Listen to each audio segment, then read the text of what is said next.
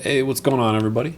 John here with WikiGameGuides, and Dark Souls 2 has been out for a week now, and I just wanted to make kind of a little vlog talking about my thoughts on the game so far, talk about what my plans are next for the game. I've been posting a bunch of videos already, and I got a lot more planned, and just basically share where I am in the game.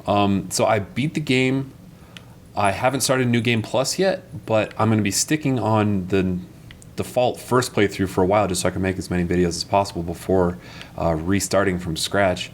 My equipment that I beat the game with is I got this Raw Mastodon Halberd plus 10. It's a great weapon, it's super fast, and you can use it to poke through shields, or poke while you have your shield up, which is great against bosses and in PvP sometimes. I'm using the Havel's Great Shield and Havel's Armor, which I made a video showing how to get if you would like to get it. I'm using the Penal Mask, which is, I should probably get this up to like plus 4 or 5 because I use it a lot. Oops, I didn't mean to unequip it there. It's a great item because it raises equipment load. So even though it weighs a lot, it actually has pretty high defense all around. And then I'm also using the Dark Gauntlets and the Dark Leggings. Pretty high defense, relatively low weight compared to the Havel stuff.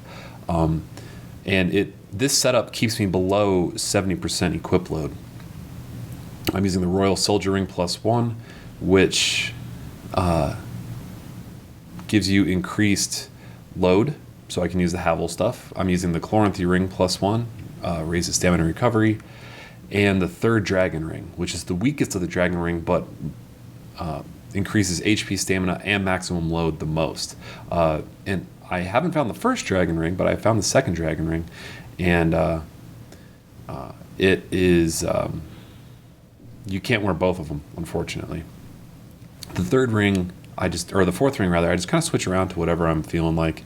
I'm trying to figure out how to rank up in the Covenant of the Blood. So I've been wearing this and seeing if wearing this during a duel actually increases my rank within the Covenant. So I got to figure that one out. Still kind of testing that one.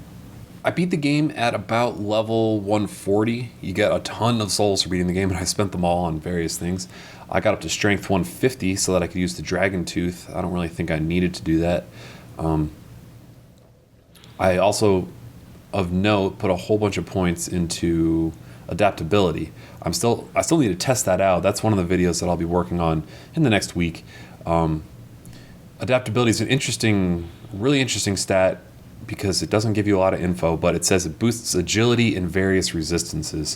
And through just kind of forums and stuff like that, what it does is it increases how quickly you drink Estus flasks, and it also increases your shield block rate. So if you feel like from Dark Souls 1 you don't raise your shield as quickly as you used to, well, start putting some points into adaptability, and that'll make you a little bit better at blocking.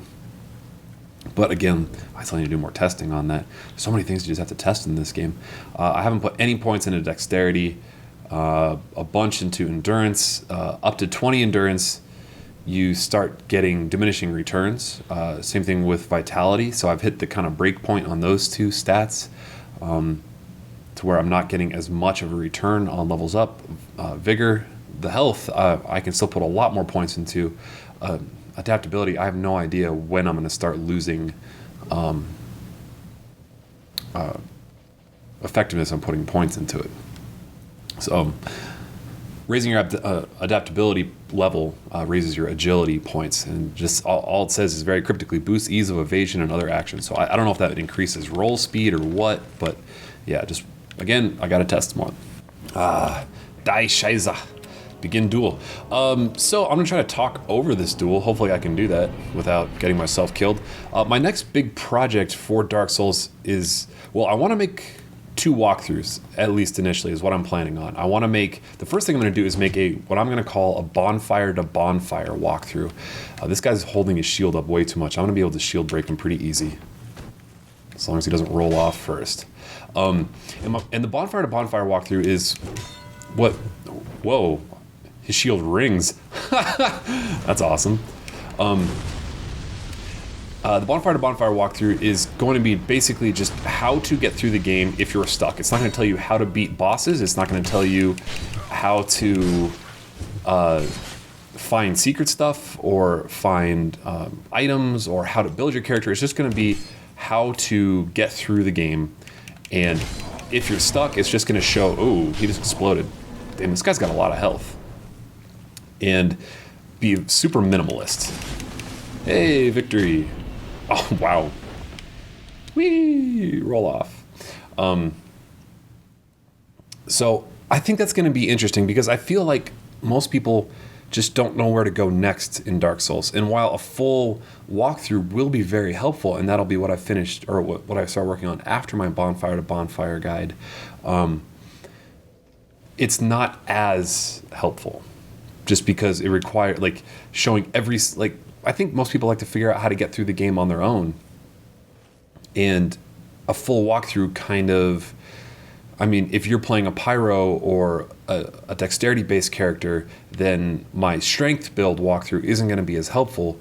But a Bonfire to Bonfire guide that just shows you how to get where you need to go next for your first playthrough until you, like, if you get stuck, I think that could be a really helpful walkthrough for a lot of people. Hey, back on the same map. So anyway, for my full walkthrough after the Bonfire to Bonfire guide, I know I'm going to be doing a pretty similar character to what I'm using right now. Something super tanky. I always just find the tanky builds just to be the best for Dark Souls. Tanky, but under 70% equip load so that you can get that fast roll. Oh my god. Oh, he's got a... I thought he had like a giant hook. Oh, hello. Let the duel begin. Let's see how long this goes on before he just jumps in and attacks. Oh, we're at 2 times. Ooh, wow, that goes over your shield. What do you know? I also think that the tanky build is going to be the best for a zero... Whoa. Well, he's not doing very much damage, so even though he's going over my shield, I'm not getting damaged very much by him. Ooh, staggered me. So eventually I want to do like a 0 death run, which I think would be a crazy good challenge, but I have no idea if it's really feasible.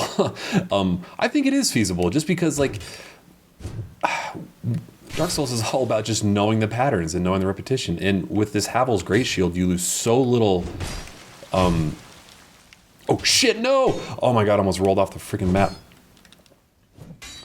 You lose so little stamina when blocking attacks. Oh shoot, I just got barely executed? Dang, this guy is weak.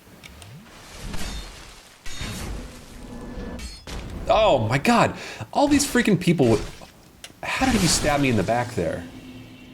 Did he... Wow. That was a lag kill. There's no way he should have stabbed me in the back there. The replay is going to show it. Anyway, Super Tanky is just always my favorite build for Dark Souls. It's just so easy to block boss attacks, at least for player versus environment, player versus enemy, I guess. For PvP, like these duels, it's not necessarily the best, but that's the build that I've been going with just to get through the game the first time. One thing I have kind of noticed, though, is that I do need to mix in more throwing knives and more black fire bombs and more kind of mid-range weapons. And those are really strong weapons and I think kind of underutilized because they don't add weight to your character. So you don't have to like switch between your main weapon and a bow. And then if you don't have any pyromancies or any hexes or spells or anything like that, then you can use them with almost no with no requirements. They do pretty decent damage. And just having that mid-range attack when you know, like there's a lot of situations where you're just kind of doing this dance with a boss where you're just kind of staying just outside of each other's range. And if you could just like slowly chip away at their health with fire bombs or poison knives or bleeding knives or something like that, I think that's going to make a lot of this game a lot easier. So that's something I need to start researching into a little bit. I'm also going to start doing a best of PvP thing. I don't know what I'm going to call it yet. It's just something I know I want to do, and I think I'm going to have like the League of Legends top 10 kills of the week, something like that. Something similar for Dark Souls, and I'm going to have to started off on my own, just have a video of my top 10 kills. The Maelstrom.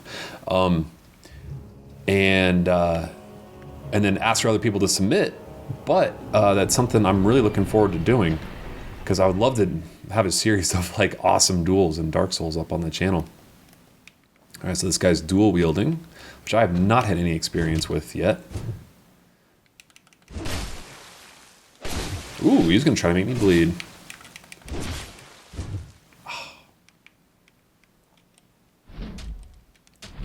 Whoa, okay, now that was a legitimate backstab.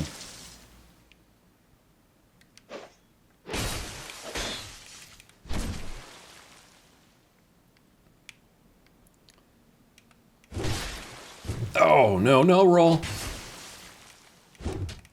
Oh, man, okay, the invincibility frames for rolling in this game is something I'm just beginning to learn how to do. I need to learn how to parry as well.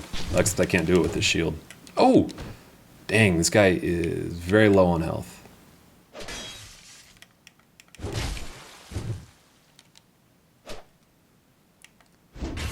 Oh, I hate when I hear it hit. I hear the freaking spear hit, but it's an invincibility frame, so it doesn't count. Alright, so the next hit's gonna win this. This is big. Oh, he's doing lightning damage. I can't just tank that. Oh, I can't believe that got him. Yeah. Whee! Roll off the map. Oh, man. Anyway, so that's basically my thoughts on the first week of Dark Souls 2 and what I'm going to be working on next. If you have anything you want to see, please let me know. I'm always looking to help out anyone that I can. The video that I posted right when it came out about like where to go next if you have a question, I think I helped out a lot of people with that. I think it turned out really well. So if you have any questions, I'm checking the comments very frequently to try to help people out, because this is a very cryptic and very difficult game to get through without just a little bit of help. So anyway, thanks for watching. Game on.